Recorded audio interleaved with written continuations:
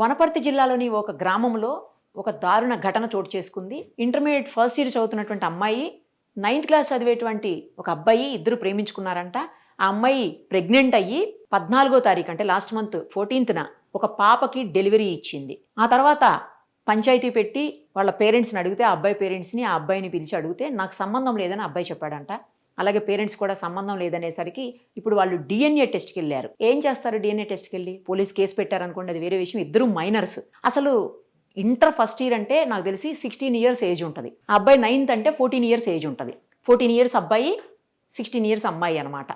So వీళ్ళిద్దరూ తిరుగుతుంటే చాలా కాలంగా లవ్వు కొవ్వు అని. మరి ఇంట్లో పేరెంట్స్కి ఎందుకు తెలియలేదు? వాళ్ళ పేరెంట్స్కి తెలియాలి, లేదా వీళ్ళ పేరెంట్స్ కన్నా తెలియాలి కదా, తెలియలేదు.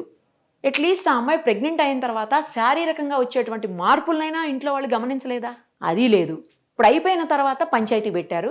ఇంకొకటి డిఎన్ఏ టెస్ట్ చేయిస్తున్నారంట. డిఎన్ఏ టెస్ట్ చేసిన తర్వాత ఏం చేస్తారు? డిఎన్ఏ టెస్ట్ చేసి ఒకవేళ ఆ అబ్బాయే తండ్రి అని తేలింది అనుకుందాం, ఆ పిల్లోడే ఈ చిన్న పాపకి తండ్రి అని తేలింది అనుకుందాం, పెళ్లి చేస్తారా వాళ్ళకి? 14 ఏళ్ల అబ్బాయికి 16 ఏళ్ల అమ్మాయికి పెళ్లి చేస్తారా? చేసి ఏం చేస్తారు?